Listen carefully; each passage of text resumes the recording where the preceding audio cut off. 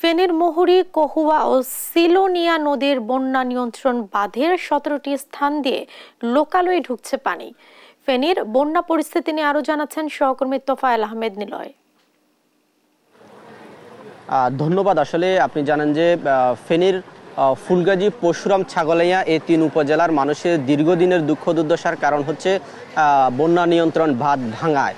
আমরা আসলে গত কয়েকদিনের টানা বর্ষণ এবং ভারতের উজান থেকে নেমে আসা পাহাড়ি ঢলে এই বন্যা নিয়ন্ত্রণ বাঁধের 27টি পয়েন্টে ভাঙনের দিয়ে কিন্তু লোকালয়ে পানি প্রবেশ করছে। সেই লোকালয়ে পানি প্রবেশ করে এই এলাকার আসলে এই 3 উপজেলায় সবকটি গ্রামই কিন্তু পানির নিচে তলিয়ে রয়েছে বলে আমরা আসলে জানতে পেরেছি। আসলে আমি এখন এই মুহূর্তে রয়েছি ফুলগাজী উপজেলার বন্দুয়া দৌলতপুর এলাকায়। আসলে এখানকার যে চিত্র আসলে সেটি যদি আপনাকে দেখাই, এই এলাকার মানুষের যে কষ্ট, এলাকার মানুষের যে দুর্ভোগ, সেটি কিন্তু চরম আকার ধারণ করছে। এখানকার মানুষের খাওয়া দাওয়া এবং কি এখানকার মানুষের আসবাবপত্র, বাড়ি ঘর সব কিছু কিন্তু পানির নিচে তলিয়ে রয়েছে। আসলে এখানকার যে কৃষক যারা রয়েছে, এখানকার সাধারণ মানুষ যারা রয়েছে, তারা সবসময় এই ধরনের বন্যার কবলে পড়েন, সবসময় এই ধরনের ক্ষতির সম্মুখীন হয়।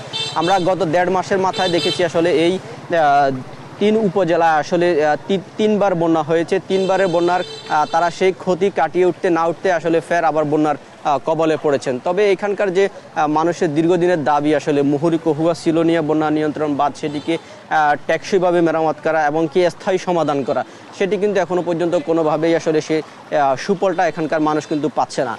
আমরা এছাড়াও এখানকার উপজেলা নির্বাহী কর্মকর্তাদের সাথে কথা বলেছি। তারা আসলে জানিয়েছেন যে বন্যার যে ক্ষতি, সেটি কিন্তু আসলে এখনো পর্যন্ত কোনোভাবে নিরূপণ করা যাচ্ছে না। এছাড়া তারা সেনাবাহিনী এবং কোস্টগার্ডের সহায়তা চেয়েছেন। যে সকল এলাকায় আসলে পানি বেশি রয়েছে, সেসব এলাকার যেসব মানুষগুলো আটকা পড়েছে তাদেরকে আসলে উদ্ধার কাজের জন্য তাদের সহায়তা চেয়েছেন। এছাড়া আমরা পানি উন্নয়ন বোর্ডের সাথে কথা বলেছি। পানি উন্নয়ন বোর্ড আমাদেরকে জানিয়েছে এই যে মুহুরী এবং কহুয়া যে বন্যা নিয়ন্ত্রণ বাঁধ, সেটি কিন্তু আসলে এখনও বিপদসীমার 81 সেন্টিমিটার উপর দিয়ে পানি প্রবাহিত হচ্ছে।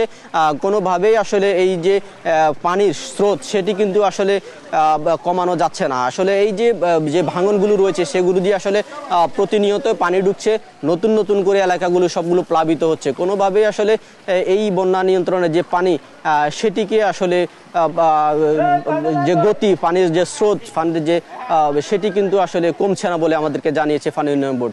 এই ছিল আমার কাছে বন্যার সর্বশেষ তথ্য।